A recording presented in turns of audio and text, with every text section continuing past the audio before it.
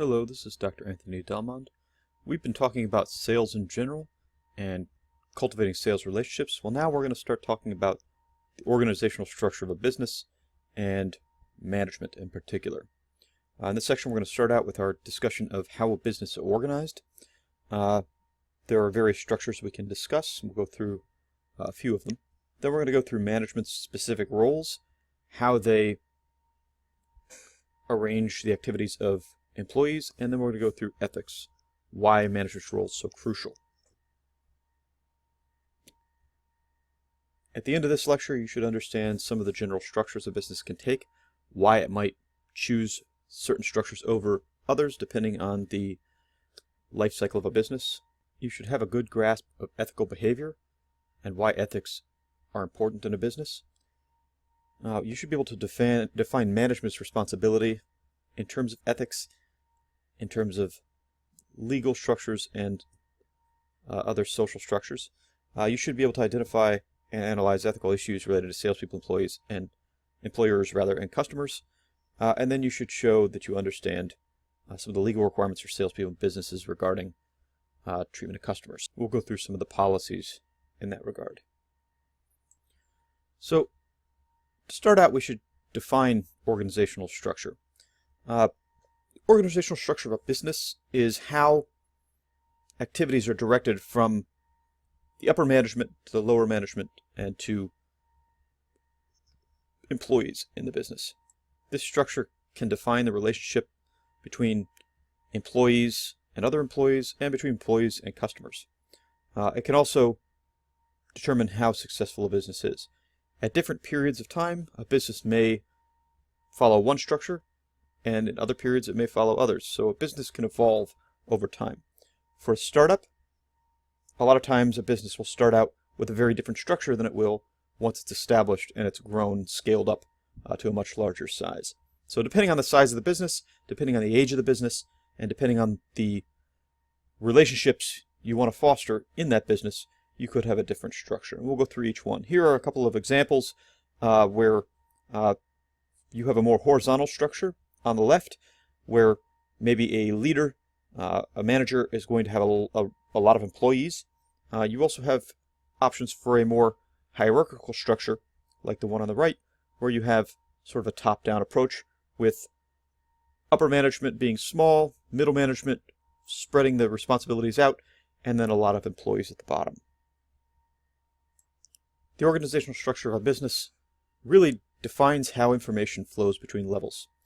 If you have a very hierarchical structure where you have a leader and a whole lot of employees down below, tiered, then the upper management typically makes the important decisions for the business, and that information is disseminated through the ranks.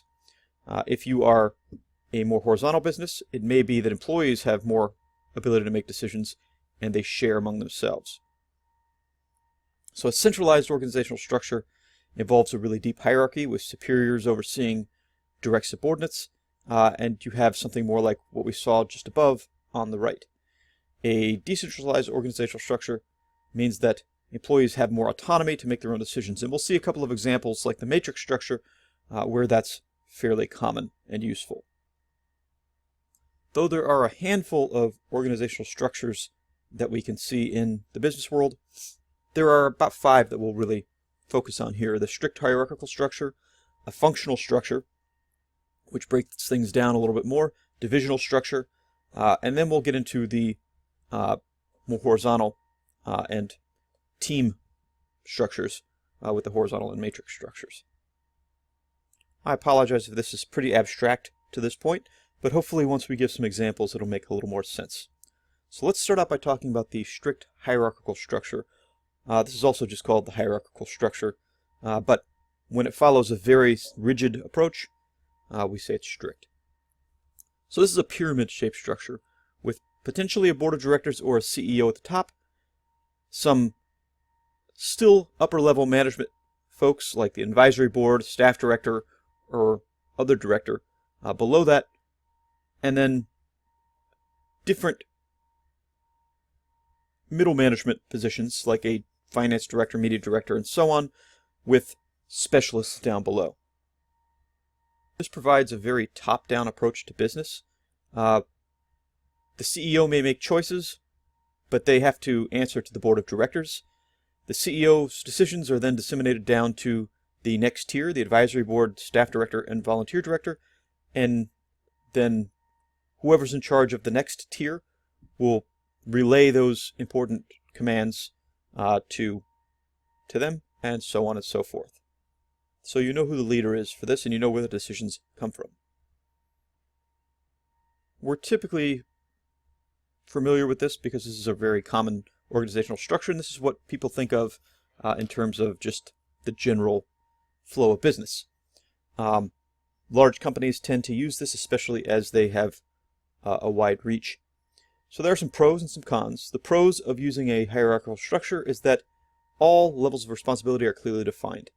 You know who your boss is, you know what your responsibilities are, and you know who to look to when you're trying to come up with what you need to do. It's also very clear to lower level employees where their reports need to go, and who reports to whom. And it gives a nice structure that people can build their professional development. Every employee has a specialty, and they fit within their nice, unique areas. And it creates a friendly work environment among employees at similar levels of responsibility. They can commiserate, and they have somebody to look to as an authority figure, as a group. There are also some cons. Innovation is slow because it has to go through a lot of bureaucracy. So if an employee finds a process improvement, it has to go all the way up the chain to the CEO or whoever's in charge, and then get approval. It can cause employees to act in the interest of their department rather than the interest of the company as a whole, because somebody under, for example, as I showed you before, the media director, so those media specialists, they might do the things that are the best for the media department, doesn't really necessarily do a lot for finance or funding, and maybe it actually hinders them. So it's a good thing about how we can work together in a cohesive manner if you're using a hierarchical structure. It can also make lower level employees feel like they don't really own their ideas, or that their concerns are not valued because nothing goes back up to the main management folks. So what kind of businesses use a strict hierarchical structure? Typically large established businesses. Startups don't use this because they want a lot more communication. This structure doesn't really lead to a lot of communication from the lower to the upper tiers. There's a lot of examples in agribusiness of this hierarchical structure. Kubota might be a good example. There's a president of the company, a board with some directors. Those are the top tiers.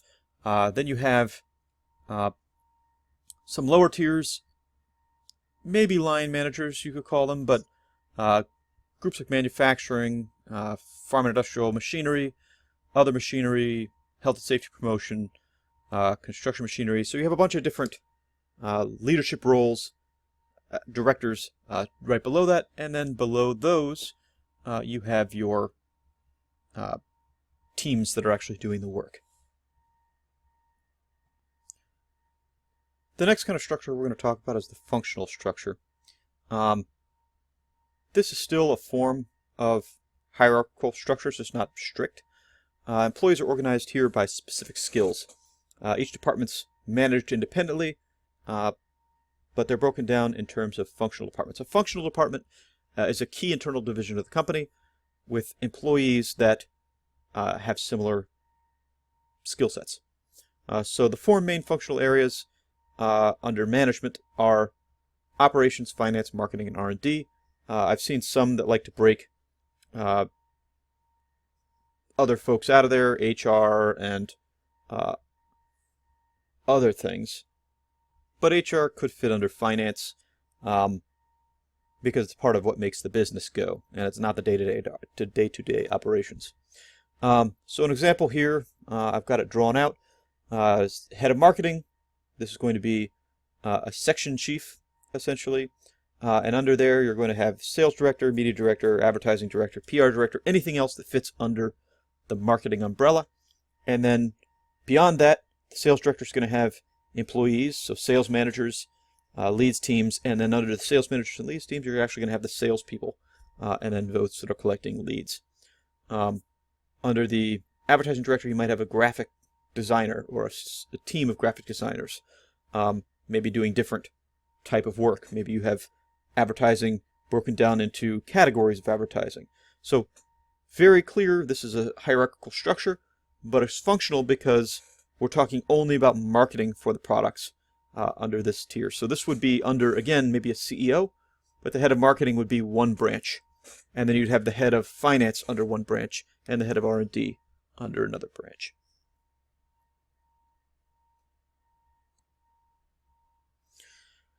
So, like I said, in general, management is broken down into those 4 functional areas. Operations, which is the day-to-day production and supply chain operations, distribution. Then there is finance, which is all the internal stuff, so procurement, HR, accounting. You've got marketing, which is marketing, sales, and customer service. And then you've got R&D, which is development of products, maybe some additional research options, and then IT. IT sometimes fits in other areas as well. Maybe that's more on the operations or finance side. This is, again, very common, so we're pretty familiar with it. It lets employees focus on their specific roles without having to worry about everything else going on in the business. It encourages specialization. Specialization is where employees are able to focus on their strongest areas, and you get a lot of good, efficient work done that way. It allows teams and departments to feel like they have some autonomy because they can make decisions that are for the whole of their functional department. And it's easily scalable to any company size. Some problems that can cause silos within an organization. If marketing is completely separate, from operations, and there should be some give and take, because obviously if there's an issue with operations, it's going to affect the marketing of a product. You may not see that when you're treating this as a functional structure. It damages that interdepartmental communication and collaboration. These feel like they are separate competing teams, fighting over market resources or the business resources. That can cause some problems. It also obscures processes and strategies for different markets. It also makes it harder for businesses to improve because there's no synergies between different functional departments. So this can be great, but it can also have some problems. We talked about Kubota before, and Kubota could fit under this as well. Since we're looking at different types of hierarchical structures, I don't know that there's a perfect example of a strict hierarchical structure that I can point to, but these are very similar. The next one is the divisional structure. This is going to allow divisions to have control over their own resources, so they act like miniature companies within the larger organization. Each division may have its own marketing team, sales team, IT team, so that it's an independent business operating under a larger umbrella. Bayer does this because Bayer has 3 divisions, pharmaceuticals, consumer health, and crop science. So each one of those has its own everything. The different products, different IT departments, different everything, because they're their own entities. So there's a couple different ways that companies can do this. They can divide out their structure by product line, so that a farm equipment manufacturer may have a separate business line or divisional hierarchy for its sprayers, its tractors, and its planting equipment. Some businesses that have, again, like Bayer, that has pharmaceuticals as well as crop science, they're able to use those different markets or product lines to cover a single division. It could also be by geography or region. If an American company has decided to go international, they may have a whole international division that is a separate entity within the larger umbrella of their company. and it may have all the underlying structure that's separate from the domestic enterprise. Now, you wouldn't want to do this for a small company because it's a lot of resources to double up. But if you have a very large company and there's enough work to be done to justify having separate resources that do the same activities, then that might be the way to go. So it helps large companies stay flexible. IT and HR don't get overwhelmed dealing with everyone at once. They're only dealing with their own division.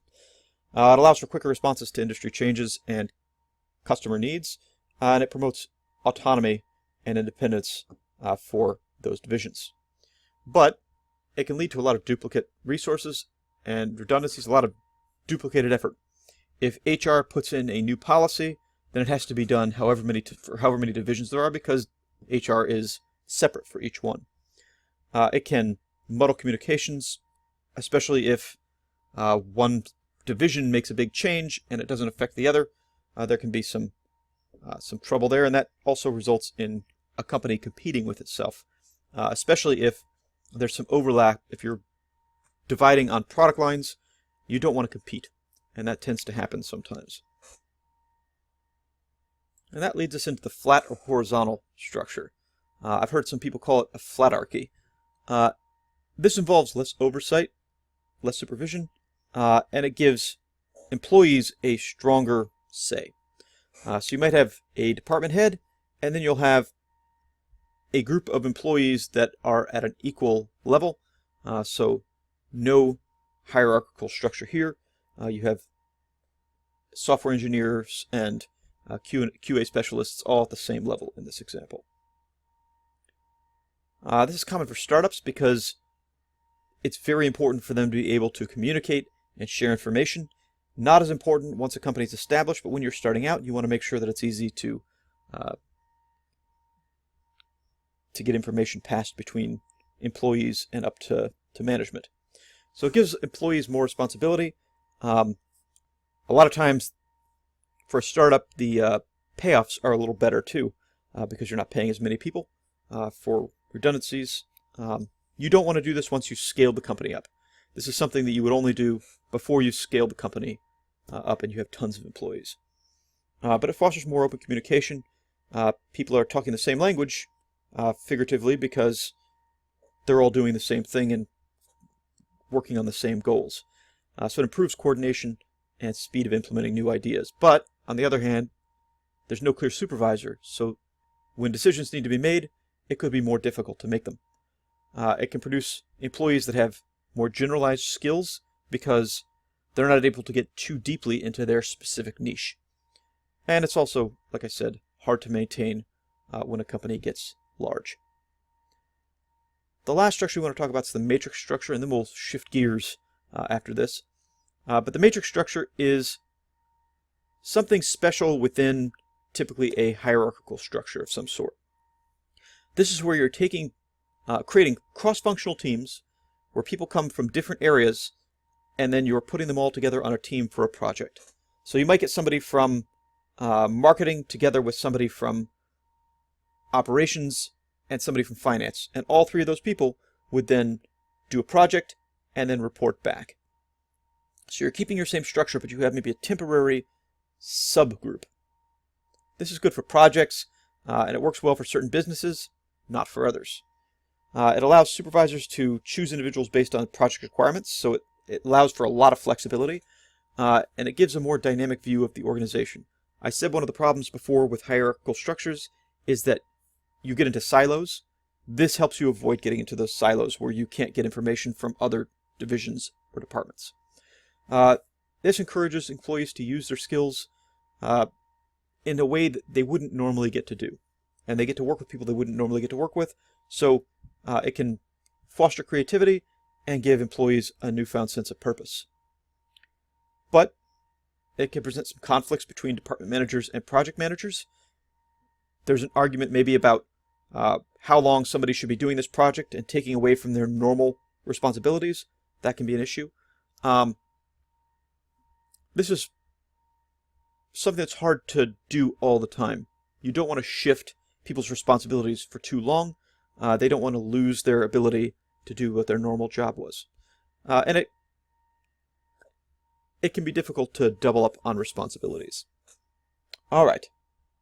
This is a fairly long section, so we'll go ahead and stop there. When we come back, we'll talk about management's role.